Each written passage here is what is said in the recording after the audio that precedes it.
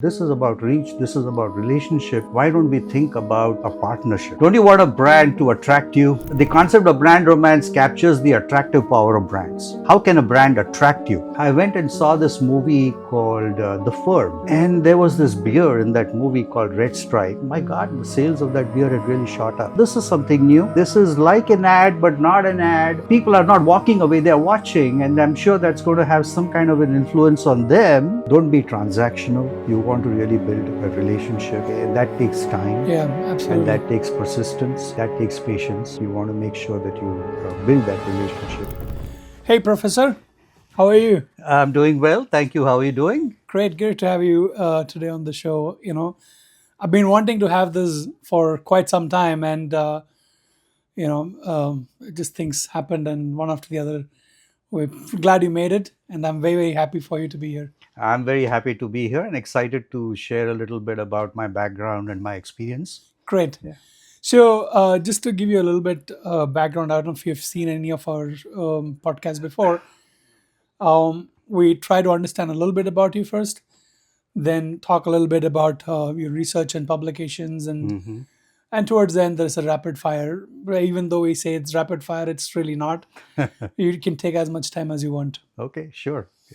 So yeah, tell me a little bit about your background. I know you come from India, and then when did you land up here? What prompted you to get into the field that you are in? Basically, I'm a graduate in accounting.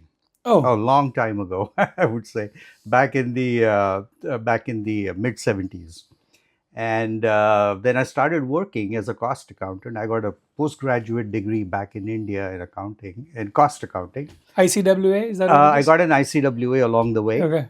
and I started working in cost accounting, and it didn't quite excite me, and unfortunately at that time. I did accounting as well as cost accounting. I did auditing, and I found that to be very repetitive and boring.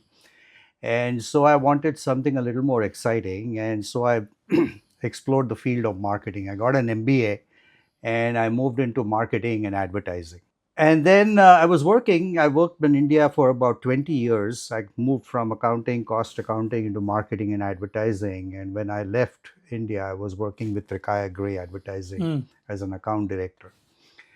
And then something happened.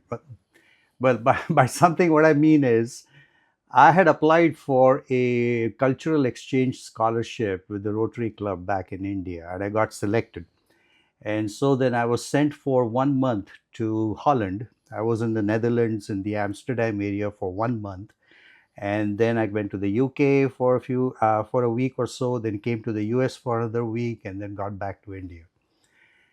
And then at the same time, my wife got an invitation to do her doctorate in mass communications at a university in Illinois. Okay. And at that time, so when I went back, the doctorate had already, she had already been accepted. And she said, very plainly to all of us, if I will go only if all of us can go. And all The of us kids. meant that the kids as well, Okay. because I have two sons. And so we said, okay, let's treat it as a new adventure kind of thing. I've already been working 20 years here. Right. Well, let's go to the US and explore something different. And that's if we get a visa. We went to Bombay. We applied for a visa. We got it, which was a surprise to a lot of people. But we got the visa, and then we came here and we went to Illinois. And we were in this town called Carbondale, which is in southern Illinois. And it's a small town, really, and there isn't really much to do in terms of any kind of business or anything to do with advertising and marketing. And so the only option I really had at that time was to explore the university. Okay. And so I went to the university and I talked to faculty members in the business school and tried to figure out what I wanted to do and things like that. Since I already had a background in marketing and advertising, I decided to get into marketing and do a PhD. Oh, wow. As well. And so Are you I a started, doctorate as well? I got a doctorate too at that Okay, time. so you're So my professor. wife got a doctorate in mass communications. I got a doctorate in marketing. And I completed my doctorate in 2004. Okay. And in 2004, I came here to this area South Carolina. I've been working in Winthrop University since then. Oh, from that's 20 years now, Oh, almost it's 21 years 21 now. years. Oh, wow! Congratulations. Well, thank you. Thank you. Yeah, it's great to have you as a neighbor. Oh, thank you. Anytime. Appreciate that. You mentioned, you worked in Traya Gray. How has that experience been, and what has been your significant achievement in Trikaya? It was an excellent experience, very eye opening in the sense how do big agencies function. Mm, Back in India at that time, I'm talking about the 90s, the early 90s, and the kind of clients that they had. A lot of them were multinational companies, Procter and Gamble, Johnson and Johnson, and so on. They're also, and they have specific ways and procedures of working, and that was a eye opening, and that was a learning experience for me. My most significant achievement was when I joined Trikaya Gray in Bombay. They put me on a project, and the project was to come up with a deep insight uh, on the banking industry in India. And the reason for that was the client that Trikaya Gray has just gotten that signed on was ICICI Bank. Bank. ICICI Bank at that time, and ICICI Bank was at the forefront of the new wave of private sector Yeah, banks coming up in India, India. and so they had signed that up, and so they put me on this project to learn more about the banking industry and more about coming up with an insight on banking. The whole idea was how do we position ICICI Bank against a slew of other nationalized banks Which are that established. were out there, Mm. right? And then they were at the same time there were also these foreign banks that were operating in India, like Grindlays and NZ. ANZ, Yeah. and then Citibank was there, and Stand so on. chart. Stanchart was there, so they were there at that time. So we had the Indian banks, the nationalized banks, we had these foreign banks, and then we had ICICI, which was the new wave in banking. Mm. So I spent like a month really on that project. I went around, I interviewed people, I talked to them, I read a lot, and and then it all came down to some very specific features of each of these. For instance, nationalized banks were all about reach. Right. The idea was that every person, or as far as possible, every person living anywhere in India should be within easy reach of a Go national. nationalized bank office. So it was about reach. It was nothing, there wasn't any talk about profitability or building any kind of a relationship or anything like that. So that was about reach. And then the foreign banks were all about maintaining a relationship, Right. creating a relation. So they called it relationship banking at that time. But as you can see, that I found out through my interviews and research that these foreign banks were very finicky, very picky about those relationships. Mm. And if the relationship ever showed any signs of going south, they would drop you like a hot potato. Oh, okay. They would Okay, fire the client. fire the client. Okay, as long as the client is doing well, the bank is doing well, Okay. and that's fine. But once the client faces some problems, there are some issues, they were pretty quick to drop you like a hot potato. They were only after the upper echelons. Yeah, Oh. that's right. Yeah. So here was an opening for me, and I kind of, this was one of those days where that insight kind of flashes into you. I was just walking along the terrace in my apartment, and it suddenly came to me, well, this is about reach, this is about relationship. Why don't we think about a partnership? Mm. And so I came up with this concept of partnership banking, okay, and where I defined that concept as we are not just here to help you make a profit, but and for us to also do well, but we are here to help you through thick and thin. We are part of your journey. Right. And so then that's how we positioned ICICI Bank. I mean, I got this insight with all this research.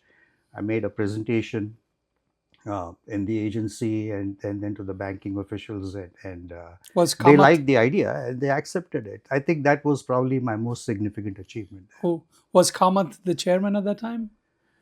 KV, Kamath, yeah. yeah, KV Kamath. I Yeah, think that's pretty cool. much, yeah. Cool, very cool.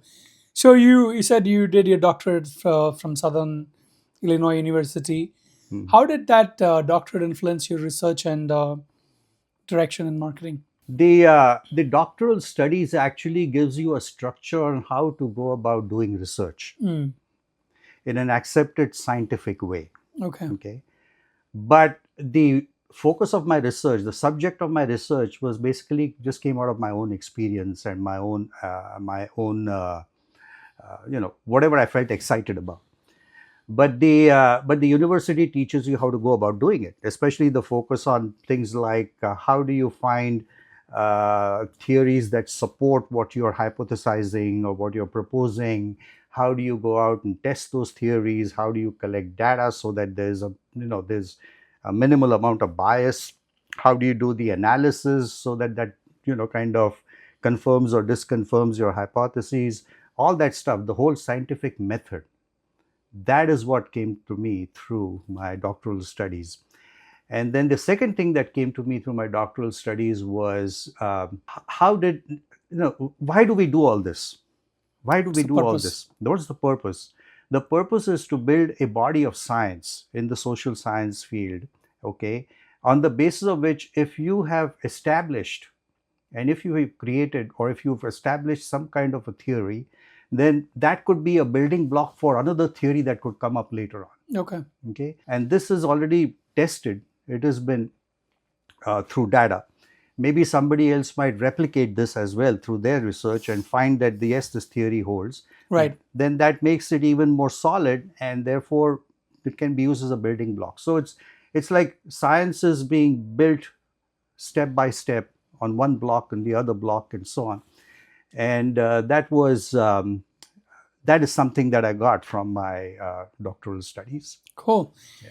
And you said you were a cost accountant before, right? Right. So what lessons from that, or what lessons from the experience that you had as a cost accountant, influenced you in your teaching and research today?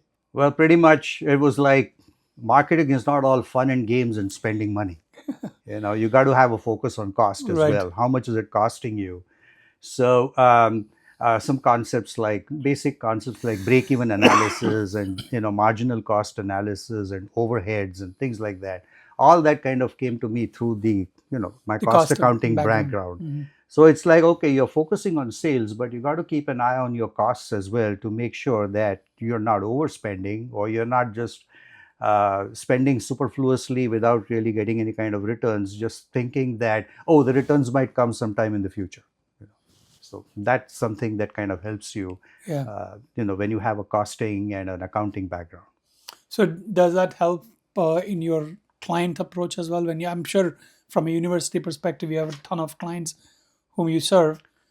So does that help in Oh, your? yes, it does. It does. So when we talk to students, for example, if students are doing a project, Hmm. okay, and if a student comes up with a wild idea, which is quite creative, really, but it could be something like, let's do this way, let's kind of collect data this way. What's the cost? But then, yeah, you got to tell them, well, look at the cost, right? Look at the cost. Do you think that cost is justified?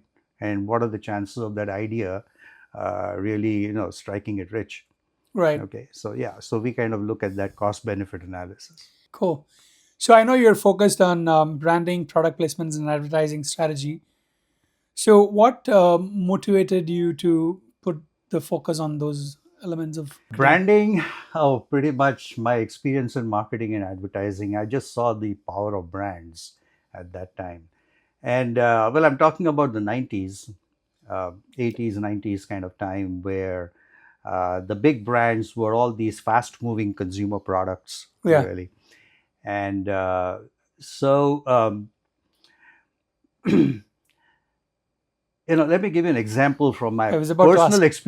Yeah, sure. personal experience. When I was a college student, Mm. okay, back in the 70s, the brand that was the biggest at that time amongst all our college students, and we really longed for that particular brand, was Levi's Oh, okay. jeans. And if you manage to score a pair of Levi's, you are hot. I mean, you're really great. Everybody wanted to be around you.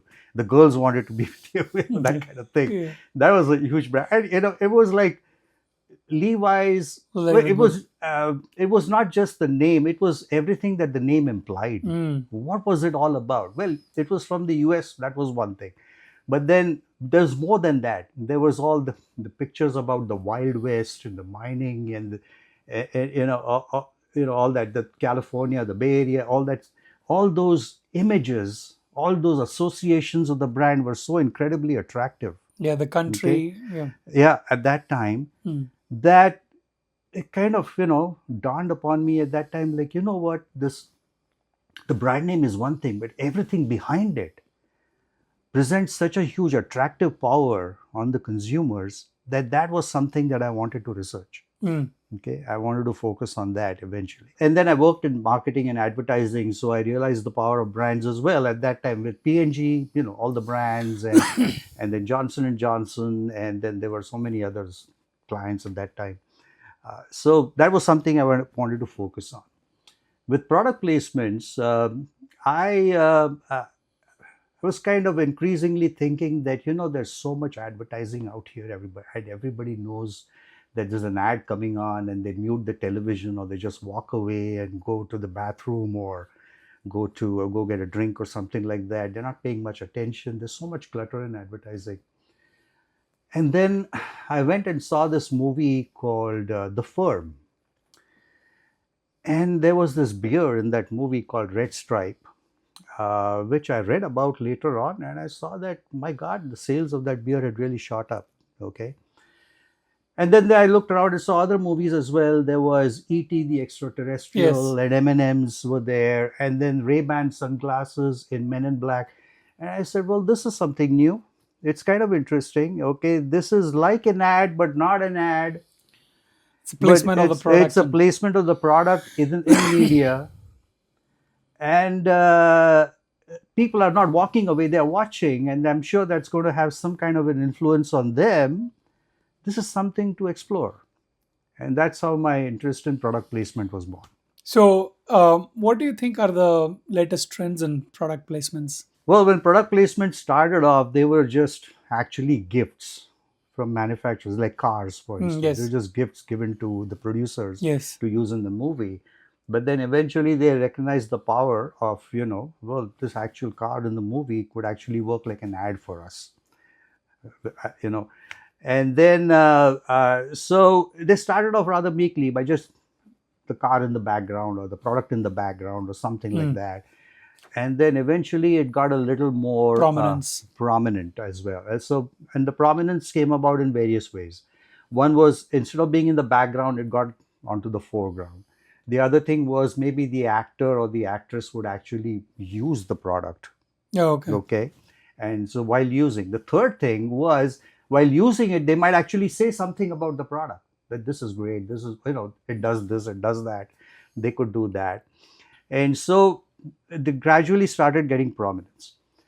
Then there were some movies where there were lots of different brands that were featured, like typically James Bond films or something, where there were plenty of brands that were featured in the movie.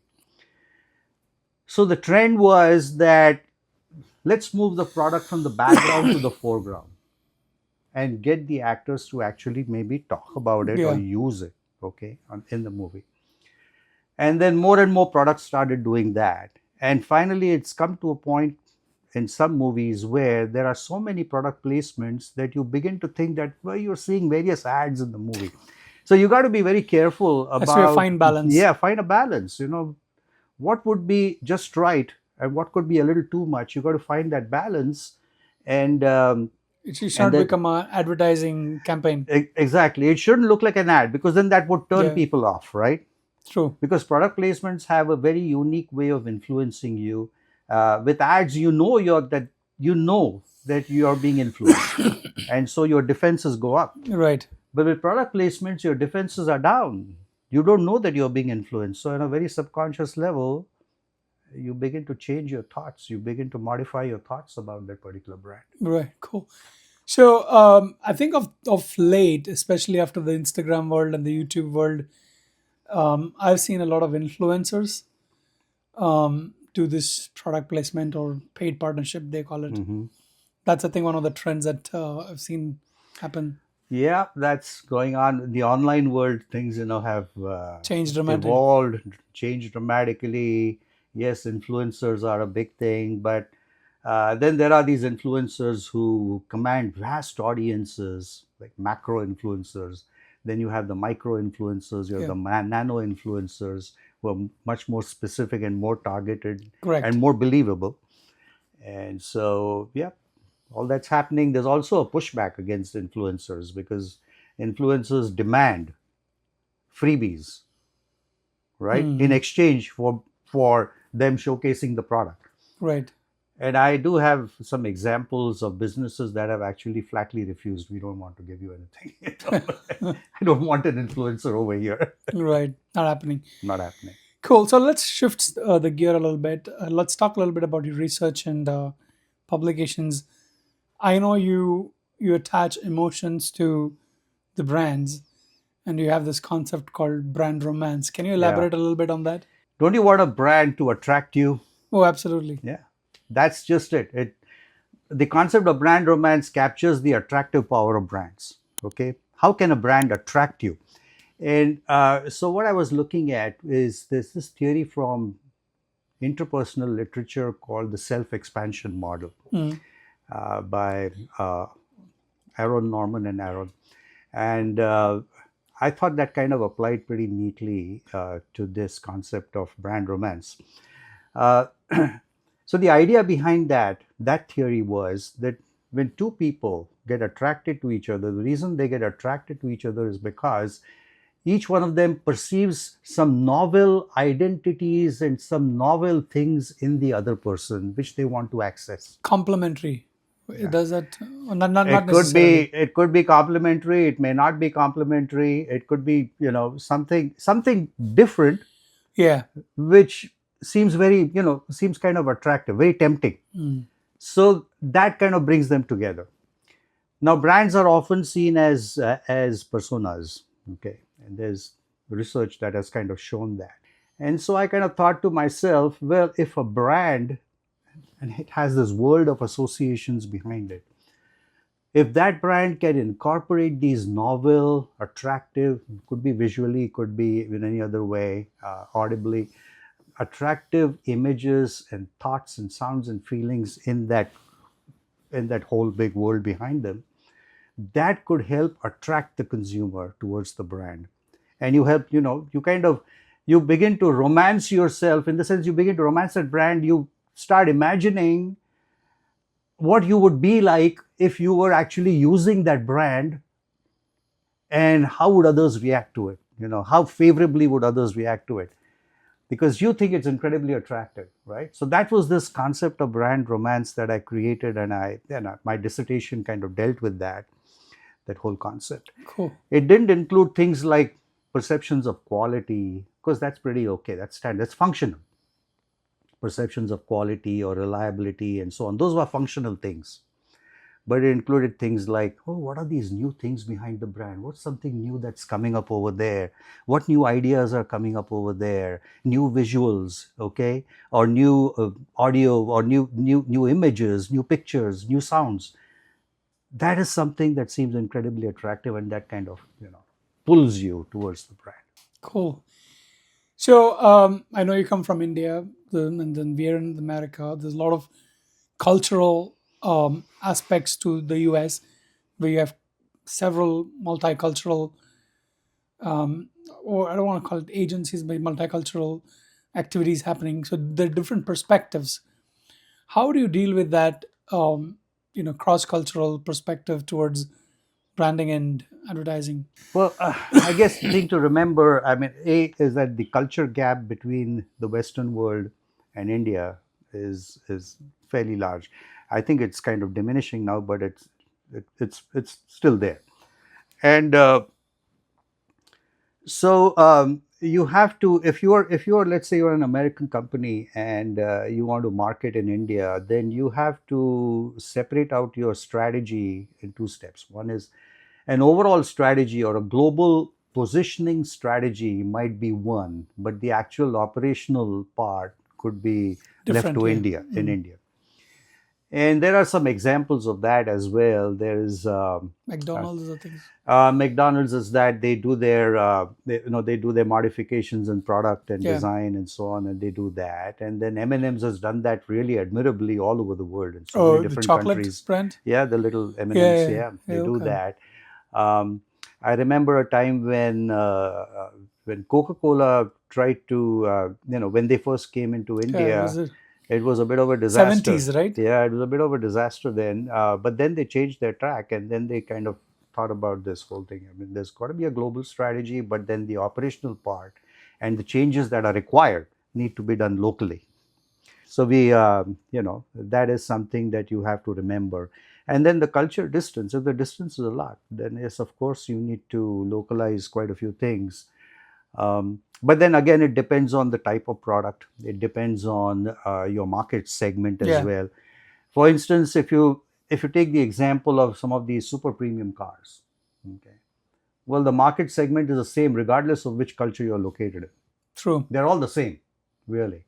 So there's no need for any kind of a local strategy. You just have a global strategy for them. I think it Yeah. depends on the product and the brand, right? Depends on the product, depends on the market Mm. segment as well. If you're selling an industrial product, well, the only changes you might make might be in things like measurements and all, where you have the metric system over there and the other system over here. So the foot pound system over here. So you need to kind of make sure that those changes are made. So other than that, so pretty much. But in consumer brands, yes, you got to be aware that you might need to change your actual marketing operations over there in response to what consumers want Sure. or looking for. You've done some work. You've published some work on branding and other things. What do you think is your most impactful work till date? Well, there was this paper that I published along with my dissertation advisor and one more gentleman from Arkansas on product placements. Hmm. And that has been the most impactful. It appeared in the Journal of Advertising, and and that's a premium journal in the Okay. marketing field, and that has got more than 850 citations to date. And so that was a paper that explored the effects of product placement and gave directions for future research and things like that. That was the most impactful paper that we had. uh, but my most favorite paper is my brand romance paper. Oh, really? Okay. I'm gonna study that a little bit. Yeah, yeah. Cool. So let's talk a little bit about your teaching and mentorship and Okay. what you've been doing so far. How do you inspire curiosity and excitement among your students about marketing? There was a time, when Kellogg's first came into India. Okay, they wanted to introduce their cereals Right. in the country, and because of the cultural differences, okay, they had to think about this whole strategy. And so they had their conflicts, right? Okay, so they had their conflicts, but in India they had to actually study the breakfast routines of consumers. Mm. Okay, and then when they found out some key things about breakfast routines, one is that milk is not bought in a grocery store, but it comes in the morning through a Farm. dudwala, Yeah, yeah, yeah. a milkman. He brings you fresh milk every day, and he brings the milk, he pours it into a utensil that you have, and the first thing you need to do is you need to boil it, To kill the you germs. Yeah. to kill the germs, Mm. because you never know, it's come Yeah. in the open, right? So you want to boil the milk. You bring the milk up to boil. You let it boil for a bit. And then after that, if you want to eat cornflakes, and if you put boiling milk in cornflakes, then it becomes like a mushy Yeah. kind of thing. Yeah. How many people like to eat mushy stuff? Yeah. Okay. If you want to eat, Yeah. cereal, it needs to be crackle a bit, right? Yes.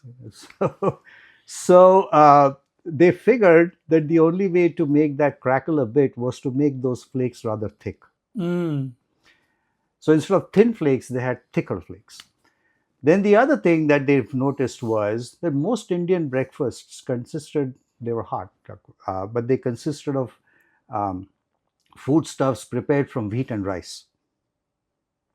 Okay, wheat, corn was Was almost not never used, but wheat and rice. So they came up with this wheat idea of wheat flakes. flakes and rice flakes, Did it click? and that's how they got the entry Okay. into the country. So you can imagine the level of detail that you have to go through Yeah, just yeah, so yeah. that you can modify the product, modify the advertising at the same time. Um, their advertising over here, the commercials at that time focused mainly just on the husband, the wife, mostly the wife and the husband and the kids eating cornflakes, and how much fun it was and that kind of stuff. Back in India, it was the extended family, because the extended family is pretty much a part of Yeah, the the decision Indian making, yeah, yeah, milieu. ecosystem. Yeah, so it was the extended family. So there was the dada, dadi, Yes, nana, nani, and then the right. husband, wife, and the kids. And it was not so much. There was not so much of a focus on fun. There was more focus on nutrition. Mm. So you have to again make those changes in advertising. And so I kind of give this as an example of about the level of depth that you have to go through just to make your marketing strategy successful in a culturally distant country. The other thing was granola bars. If you see granola bars here in the US, they're in the cereal aisle. Mm. Back in India, they were, you don't, there was no cereal aisle, but they were never close to cereals. But how do you get people to kind of pick up a granola bar? They were in the candy aisle, the chocolates aisle, So that was more like healthy candy. healthy candy. Okay, That's right. cool. What role do you think the stories play in advertising and in your approach to teaching those things? Yeah, I like to give stories because that kind of holds students' interests as well. There's one story that I often talk about, which is widely quoted anyway. It's not a news story, and I don't vouch for how accurate it is, but it probably is fairly accurate. It's about how P&G discovered the power of branding, and Hmm. you may have heard about this story before. But P&G or Procter and Gamble, they were actually two gentlemen who used to make and sell wax candles, Right. and then they used to float these candles down a barge, and the middlemen picked them up and sold them. And then over a period of time, the middlemen figured out that these candles are of a good quality, but they were buying from other folks as well, Hmm. and the quality from of candles from these other folks were not That's is good. not as good. So they said, well, these candles are good, so we need a way to kind of differentiate them from the others. And so they decided to put some kind of a mark Hmm. on that candle. And uh, and then this continued for a time, and then P&G picked up on the mark, and they started marking the candles and so on. Then one fine day they decided, what's the purpose of this mark? I don't think we need to have this. It's just an added activity that we are, adding on to our work already. So they decided not to mark it. And then they just floated the candles down, same quality as before, good candles. They floated them down, and then the middlemen saw these candles and they were aghast. They accused Procter and Gamble of selling them inferior quality stuff. Right. And that's when the story goes that both these gentlemen, they recognize the power. Okay, that mark actually means something. Okay, it stands for quality, it stands for reputation, Yeah. it stands for a promise that we made, and therefore we should have it. So this is a story that I talk, especially when I'm introducing the subject of branding in class.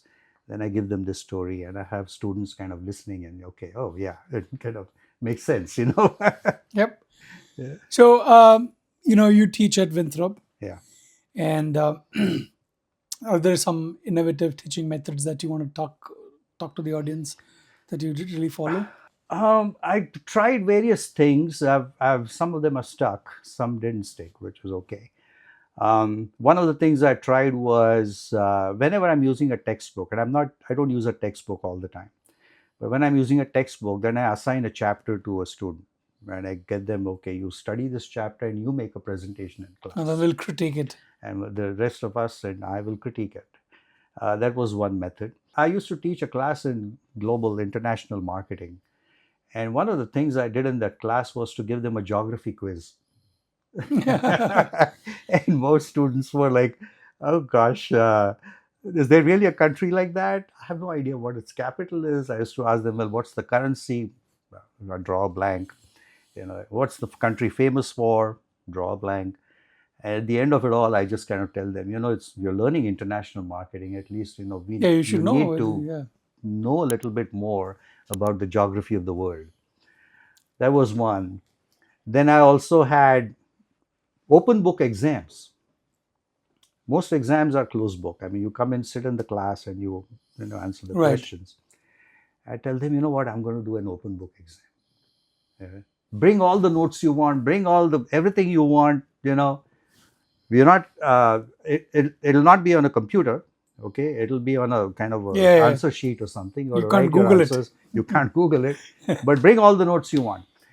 And I'm the questions that I used to ask in the exam were extremely application oriented questions. So basically, what I said, you need to know the matter, otherwise you will not be able to answer the question correctly.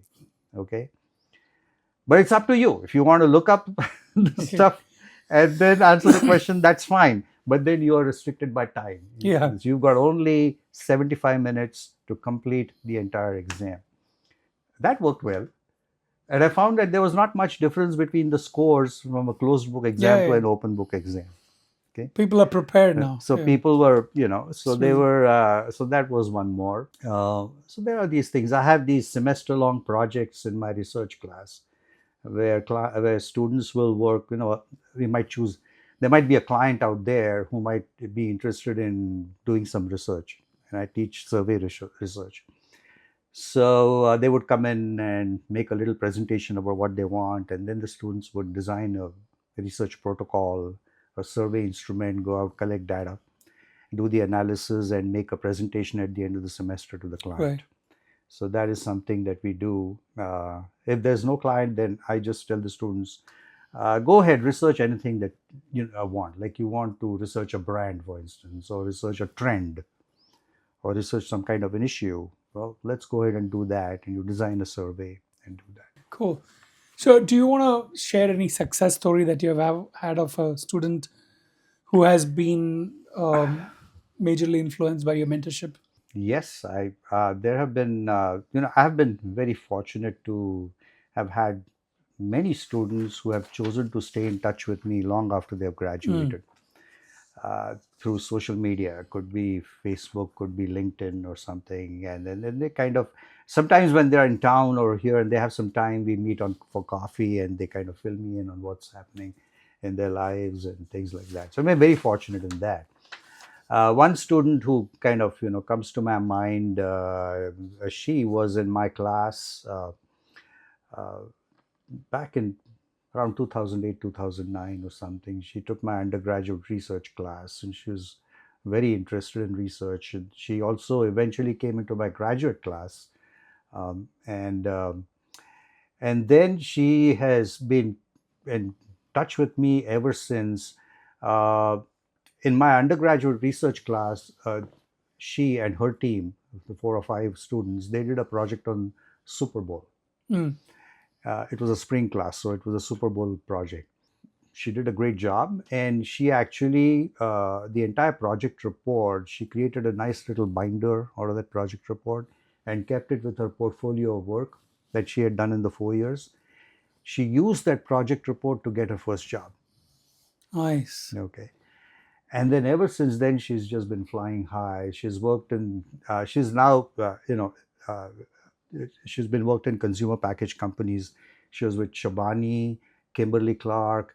Uh, she was with Anheuser-Busch for some time and some other companies as well. And she rose up to become a category manager and so on. So she was very much focused into research.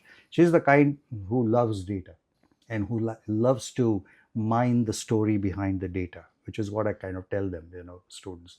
I mean, you're given a data set. What you really don't let the numbers kind of fool you. What you're looking for is the story You're behind that right. data. So she was the one who did that, and she has been in touch with me. I regard her as my biggest success. She has come back to Winthrop many times just to talk to the students and tell them about research and tell them about you know the story behind the data, the power of data, and everything that they can expect when they start working. And now she's here and she now teaches in Winthrop as well. Wow, Yeah, that's awesome. yeah. So, how do you integrate your findings and your research into the classroom experience? See, in my branding class, when we discuss the subject of brand loyalty, I often bring in this concept of brand romance that I created. So I Hmm. talk about that. And at the same time, there's also a theory called the attachment theory, which brings in the concept of consistency, familiarity, reliability in a brand at the same time. So I often tell my students, well, this is my research on romance. It's about novelty and newness in a Right. brand. And here's this brand, here's this other theory that talks about consistency, familiarity, reliability, which means old things that you can rely on. So you got to bring those two things together for maximum effect. If you want a consumer to be really, really loyal to your brand, you got to bring both these things together. But this will vary according to the kind of product that you're looking at. So if you're looking at fashion products, there's got to be more of this novelty concept in the brand than the familiarity and consistency and reliability. But if you're looking at something like, say, you're selling financial investments, you're selling real estate, well, here you Right. probably have more familiarity and reliability and less of the novelty thing. But that striking that optimum balance is so important. And that is probably the hardest decision that a marketing manager can take. Yeah, that's true. What's that optimum balance? Cool. So let's talk a little bit about some of the industry trends and insights. If you're familiar, what are the most significant trends in branding and advertising today? Well, branding is now, well, advertising, a lot of clutter, just Hmm. a lot and lot of clutter, and so much so that people do get turned off. I mean, I heard so many people talk about anytime they're on some kind of a web page or trying to do something, there are these ads that keep interrupting them and popping up, and they absolutely hate it. Okay. Um, there's, you turn on the TV and there's clutter there as well, and I don't even know how many people read magazines or get print Right. magazines anymore. But there's a lot of clutter, so there is always going to be a way to find some kind of a way to kind of get beyond the clutter. How do you engage and hold somebody's attention so that they turn maybe a blind eye or a deaf ear to any of the competing brands. So that is something that one really needs to kind of work on. Okay, how do you break through that clutter? In terms of branding, I think the biggest risk that branding faces today is in terms of price. Discounting, couponing, discounting has the effect of discounting the premiumness of the brand, Yeah. and that's a big threat, because who doesn't want something at a cheaper price, but once you are kind of habituated to buying something which is regularly at a discount, you probably will never buy it again at the regular price. So that's a big threat as well. So I think those would be some big threats, I would say. Threats. Okay. Yeah. Okay. How has globalization influenced branding strategies, according to you? Again, going back to cultural distance, I would say that uh, the global positioning for a brand, okay, would largely remain the same, because that's the strategy decided at the headquarters or the office. But the actual execution is fairly localized. Okay, but the positioning idea comes through everywhere.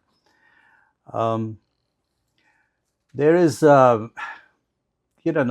there's, in the new climate that we have today, um, I don't know how things are going to kind of play out in the future, because a lot of the globalizing trends might be impacted and Hmm. might get, some of them could be reversed as well.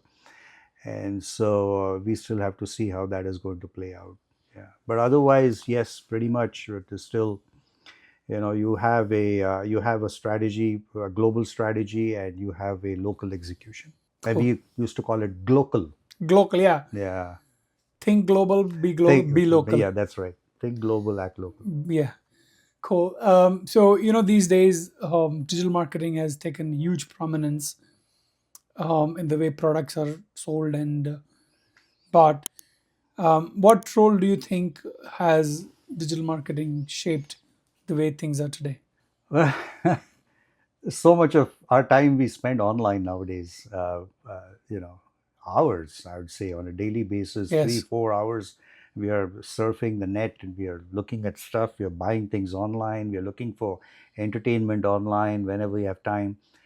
Anytime you have a little bit of time, you wouldn't just sit there looking around. You're going to be diving into your phone. So, uh, a lot of the advertising dollars have therefore shifted to the online world. I mean, they have to be you Yes. have to be there, and that's going to continue. It's going to keep contributing to the clutter online. It's going to create annoyance, irritation, but at the same time, it's something that you probably cannot avoid in the future. It's going to be It's also there all the become time. creative too.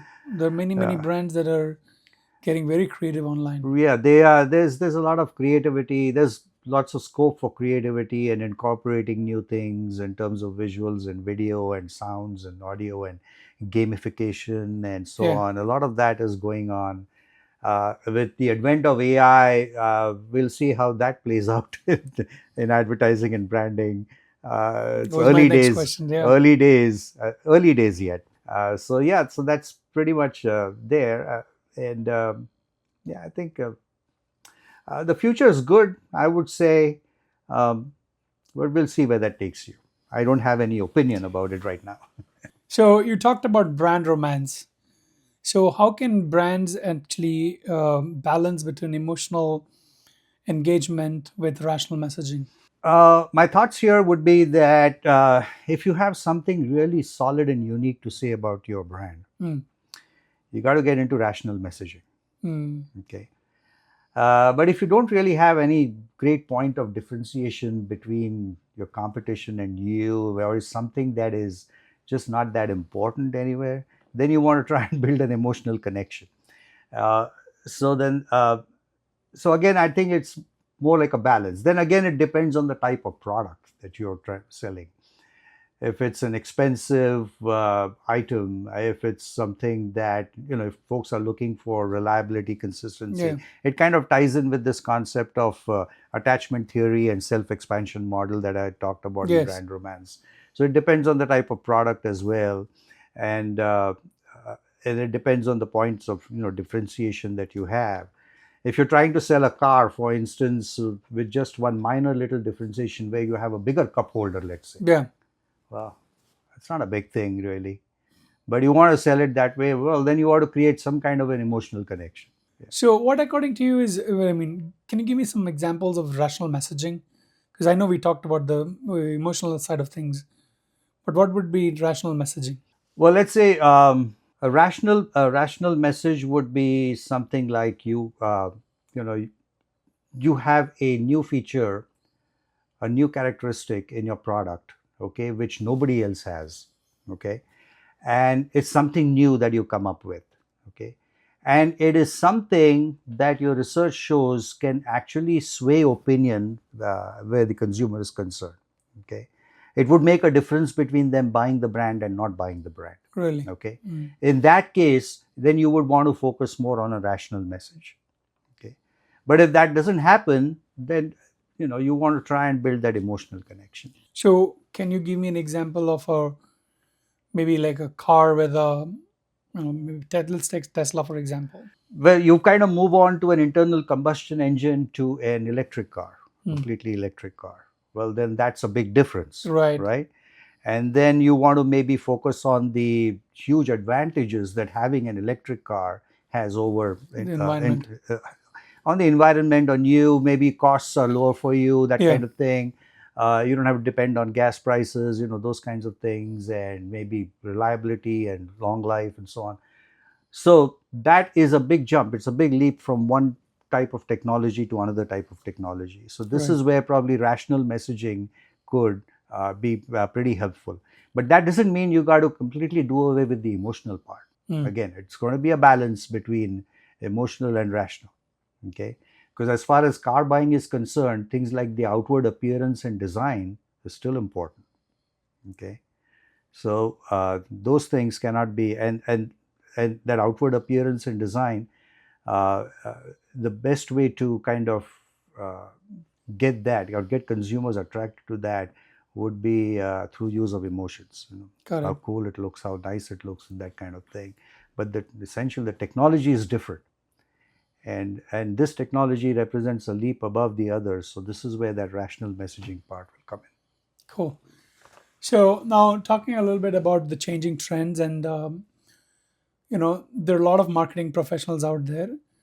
What advice would you give those marketing professionals, who are looking to navigate changing market trends? I would say a couple of things really. One is, don't be transactional. Okay, you want to really build a relationship. Okay, and that takes time, Yeah, and absolutely. that takes persistence, and that takes patience. So you want to do that. You want to make sure that you build that relationship. You don't want the other person to move away just so that you score a quick sale and then the person moves away, but you want that person to come back to you. Correct. The other thing that I would like to say was that, and this is in short supply these days, is be ethical. Unfortunately, ethics has been getting a beating in the business world. And I just want to say it is really important to be ethical in your dealings, because it's very easy to not be ethical in marketing. Mm, And that gives marketing as a whole function a bad rap, right. right? So be ethical in your dealings, be upfront with in your dealings, and so that is, I think, an important thing in business as well. So I always ask this question to people when they're coming on the podcast. See, someone like a 23-year-old Aryan, who just graduated from Clemson with branding and communications. He's starting off his career. What advice would you give him to at the very beginning of his career, when he, let's say, if he's going to market research and things like that, Well, specifically market research, that's a different thing. But or if it's marketing, overall overall marketing? marketing, I would like you to think about two things. One is, are you curious by nature? Because you often hear curiosity killed the cat. Well, Yeah, maybe so, but in marketing you need to be curious. You need to know what is it that turns the other person on. You need to know what motivates them to behave the way they behave. Okay, you need to understand them, try and understand them.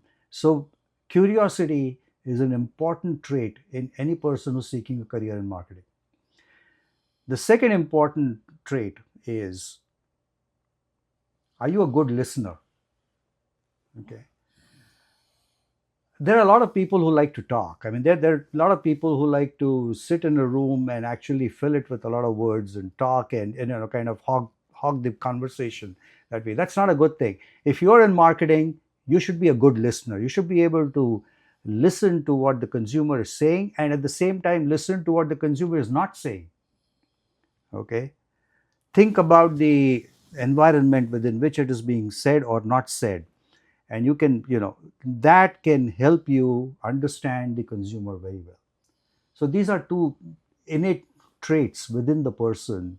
Are you curious, and are you a good listener? And then there are the other ones as well, which are fairly important uh, as well. Are you creative by nature? Can you deep dive into data and under the story behind the data? right. Those kinds of things. Are you a good communicator? Yeah, Can you communicate well? So these are some other things which are important, and this is the advice I would give anybody who's getting into marketing. If you want to get into marketing research, then I want to first ask you: are you excited by data? Okay, can you look behind the data and find the story behind the data? I mean, I have this example in class where I kind of present the student with a data set. It's not a very big yeah, data set. It's consists of about maybe about 10, 15 columns and about 100 responses or something.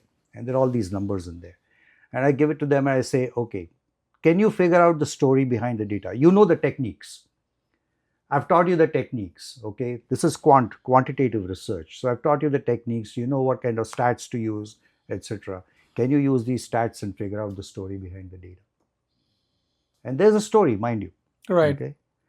If you can do that, okay, and you would be able to do it if data excites you, then you do Right. have a good career in marketing research. Cool. Yeah. So, how has your perspective on marketing changed over the years? And what principles that you used to follow before still remain and will always be timeless? Well, the four P's of marketing still remain. I mean, there's nothing that is going to change. There are some researchers who tried to convert the four P's into four C's, as they call them, just so that the focus moves from the Product to the company, consumer. yeah, Okay. to the consumer. So uh, so it's but it's still the same. I mean, you're still thinking about the product, the price, the place, the promotion. It's still going to be the same. These, I think, are timeless because it's kind of, it helps you very neatly see for yourself what are the different areas in marketing that you have to kind of focus on. So that part is pretty much timeless. Things that are changing is, think about the overall purpose of the business. Is it just to create profits for the shareholders, or is it to kind of bring some kind of welfare to the society? And think about the society you're working in. Or a Okay, combination social of welfare, both. Yeah. a combination of both. Think about the environment. Okay, we haven't touched on that Yeah. topic yet, but that's important. So there's this concept called the triple bottom line orientation that we often talk about in class, where you're thinking about profits, you're thinking about the environment, and you're thinking about social welfare at the same time. And you need to have objectives in all three. So this is something that's continuing.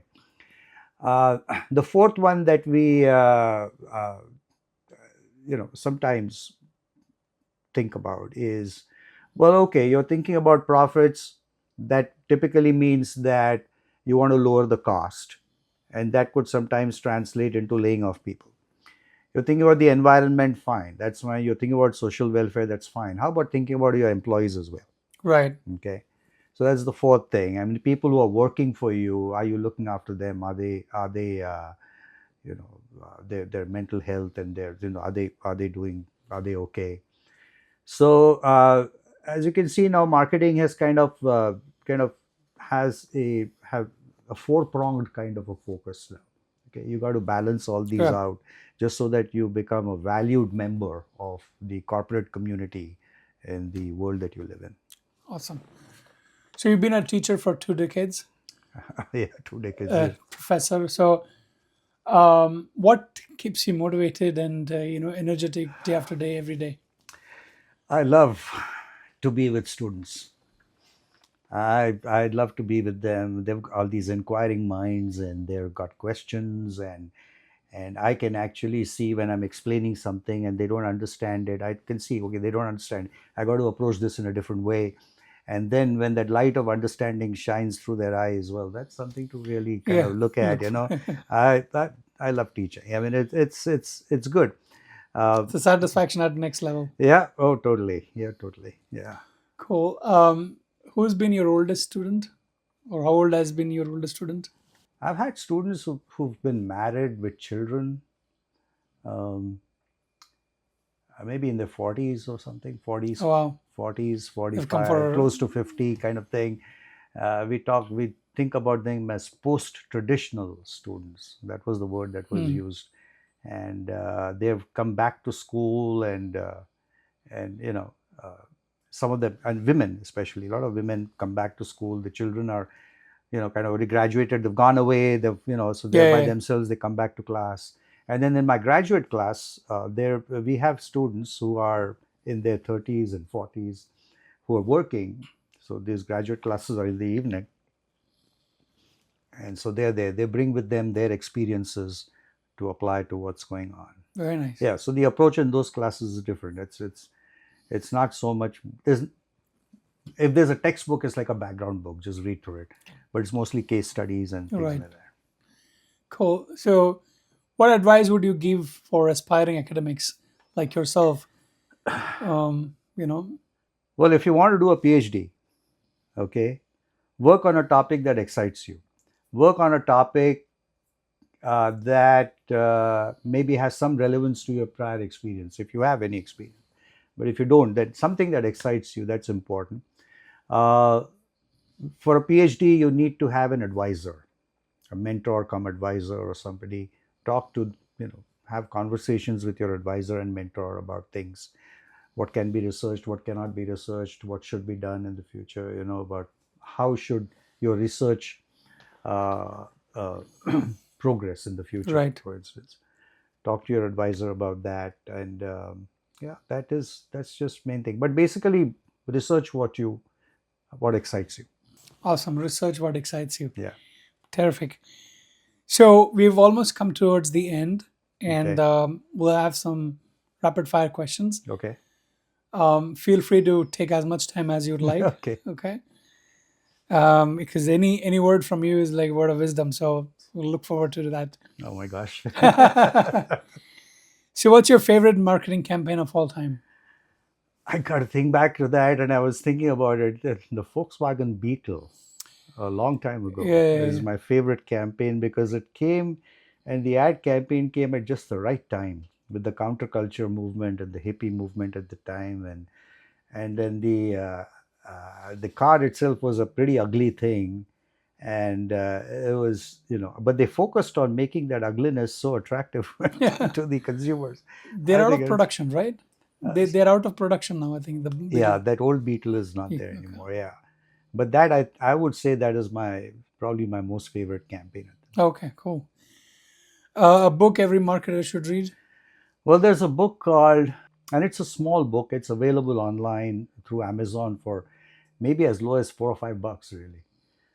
But this is a book that had a profound impact on me when I went into marketing. Hmm. Okay, it's called "Positioning: The Battle for Your Mind," and the authors are Al Rice and Jack Trout. It's a thin I book. think I've heard about that. Okay. It's a book every aspiring marketeer should read if you haven't read it already. It's available on Kindle, do you think? I'm not sure, but Okay. it's on So, Amazon, okay. and it's not very expensive, and you can even get used copies. Okay. That was the one that had biggest impact on me. There was another one which I would recommend to those who want to work in advertising agencies. It's a book by David Ogilvy called "Confessions of an Advertising Man." Hmm. I wouldn't know where that's available, but that was a book that was very good. I read that too. It kind of takes you through stories of how David Ogilvy used to come up with his campaigns. Okay. Very cool. Teaching or researching? What do you think? Mostly teaching. When I first completed my PhD, I was very much into research. I did a lot of Hmm. research for, I would say, the first 15 years after I completed my PhD. Uh, and research was very important. But then, as you kind of go through your teaching career, if research started off at like 80%, 20% teaching, it kind of went slowly into the other direction. Right. And now, towards the end of my teaching career, now it's almost mostly going to be teaching. I think Okay. it's more important now for me to try and educate young minds with whatever I know. Awesome. Early bird or night owl? Early bird. I'm usually up by 5 o'clock. Wow. 5:30 I'm up. Oh, what's your what time do you go to bed? 10:30. Nice. Early. You're very atypical of Indians, So most of us I know. I just got used to it, and then I like to wake up early because I like to go out and maybe go for a walk. walk or That something. makes sense. I used to go jogging, but now I can't do that anymore. So I walk, and then if I want to play tennis, I prefer playing early in the morning, especially in summer when it gets hot later on in the day. Cool. A quote you live by? All those who wander are not lost. Beautiful. I just think, yeah, let your mind wander, let your body wander, because you never know beautiful new thing is going to you're going to come across Accomplish, next. yeah. Cool. One thing students often misunderstand about marketing. They think it's sales. Students come in thinking marketing is nothing but sales, and so they're really thinking in terms of salesmen calling you, Yeah, cold calling you, and then pressuring you into buying something. And I got to tell them, no, that's not it. Sales is just one little part of marketing. There's a marketing. whole lot of stuff that goes on before that, Yeah, so that the need for sales is minimal. demand is created through Right. marketing. Yeah. Cool. Coffee or tea? Both. I Both. mean, tea in the morning, coffees in the afternoon, Okay. kind of thing. Any hobby that you enjoy outside of marketing? I play tennis. I play. I haven't played much because it's been pretty cold right now. But getting back into the game now, and you know, used to play almost 3 times a week. And yeah, so I like to play a lot. I like walking whenever I'm not playing. I like to walk. I like to travel. I mean, both me and my wife, we have been doing a fair amount of traveling in the last 20 years. Yeah, Awesome. so we like to do that and hope to continue doing that as well. Cool. Biggest myth about. Oh, and there's one more thing Okay, I must sure. mention. Yeah, developing an interest in astronomy.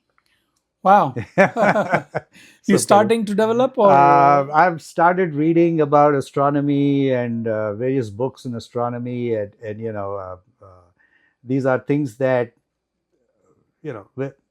Well, back when I was in high school, physics was not a favorite subject of mine, but I'm beginning to kind of getting into it now, and again trying to understand physics and theories in physics and something as they relate to astronomy and so on. So yeah, that's one more thing that I'm developing at the moment. cool, very cool. What's one of the biggest myth about advertising according to you? That it's a lot of fun. You get to meet a lot of interesting people. You get to hobnob with models, celebrities, and have a lot of fun with them. There's partying every night. That's a huge, huge myth. Sure, you get to meet celebrities, but celebrities are really demanding folk, and you got to be very careful with them. Um, Parties, yes, you could probably party every day, but then the next day you're going to be pretty ineffective. But you can party over the weekends.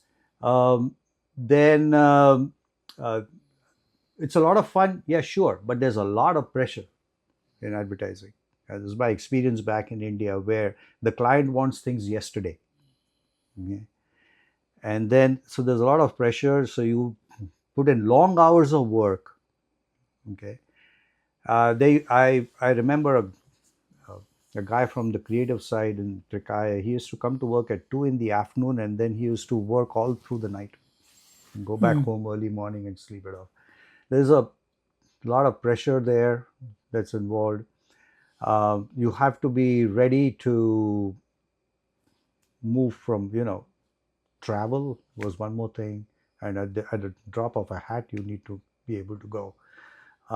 But there are some really great great points about working in advertising, and one of them was, in my experience, was you get exposure to so many different sectors, depending on the client you're working on, that you get to understand the products and that sector and that consumer in a fair amount of detail. Right. Yeah, so that was one great thing about advertising. You really begin to know the industry, and I don't mean the advertising industry. I mean the client's industry. Okay. That was a really big plus point. Cool. Academic research or industry experience? What actually shaped you more? I would say both. Both. Both really. Industry experience because it gave me the insight to work on the dissertation. Academic research because it helped me design my research in a proper scientific way. Very cool. A brand you admire? Patagonia, Why? that's my favorite brand. A, because I think the environment is very critical, and we need a brand that really, really cares for the environment. Two, I think the folks, the guys who started Patagonia, they're really admirable. they have passed on this company to the entire ownership of a company to a trust over which they have no control. Okay, and so they're really not looking for personal profit in that at all. Right. Okay, so they're really there in service to the environment, in service to the industry, the society. I think that is probably the brand that I admire the most really today. Cool. Patagonia. Yeah. First thing you do to unwind after a busy day? Oh, just kick off my shoes, sit down, and have a cup of coffee or something. Pretty much. Yeah. One word that defines your teaching style? Energetic.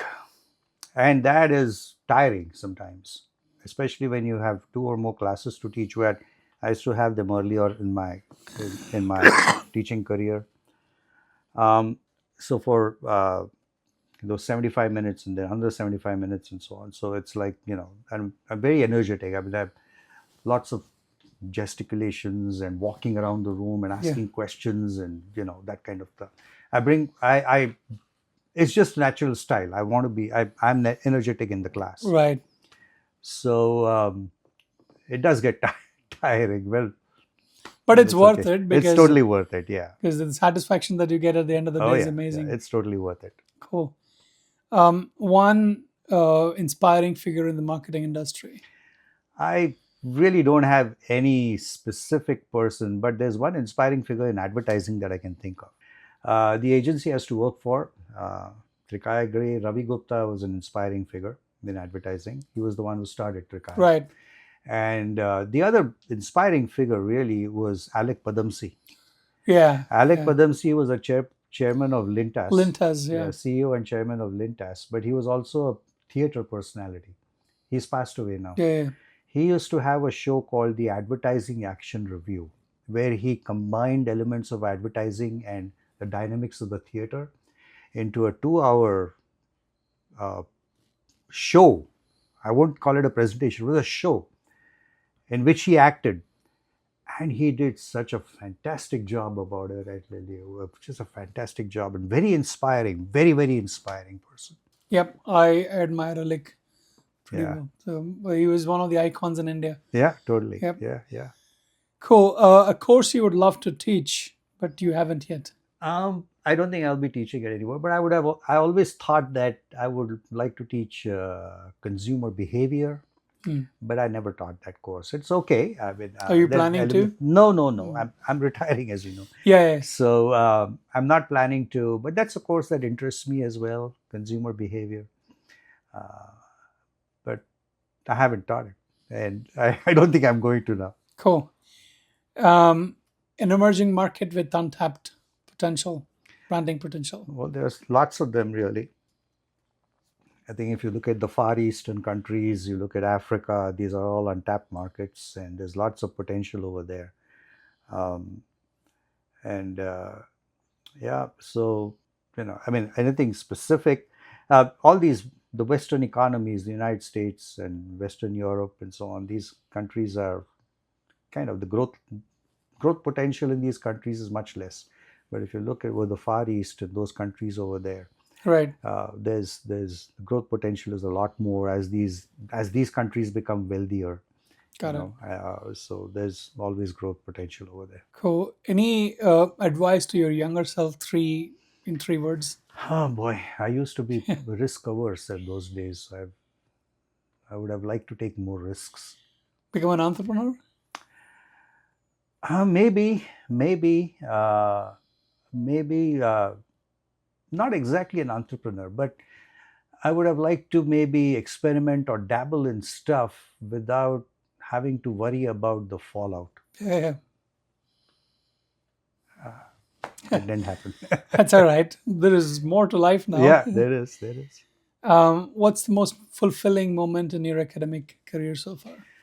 Most fulfilling when I see students really, really, happy and grateful, and they want to stay in touch with you after you have, after years and years. There are students who have graduated from my class back in the early 2000s who are still in touch with me over social media, and I see their career and how they're progressing and so on, and that is really the most fulfilling thing I can see. Cool. I love that. Great. One final question I ask the guests always. You've been to business club, Yeah, yeah. a few times, and any particular thing that or things that you like and things that you don't like, feel free to express. No hard feelings. So, I would love to know your feedback about business club. I think it's a very nice initiative. Okay, the fact that you're focused also on some of these smaller businesses, Yes. entrepreneur-led businesses who are trying to make a name for themselves and create a market for themselves in this region. I think that is a terrific initiative. You have some very inspiring figures. You have some very learned, experienced people sharing their thoughts and their knowledge about various things. The entire marketing process, sales, client generation, lead generation, and so on. That helps so many people. That I think is a wonderful thing that you do. So yeah, that is good. That is really good. Uh, there are these folks who are members. They come from a variety of industries. I mean, so I come from a teaching and a CPG background.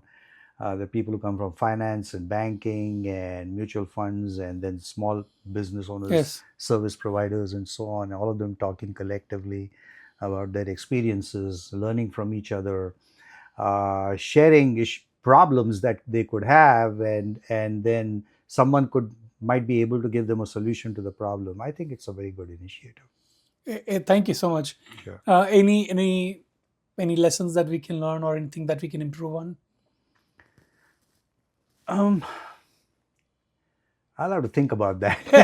I haven't really given that much thought because I've always thought it's a very nice initiative. Thank you so much. Okay. Yeah.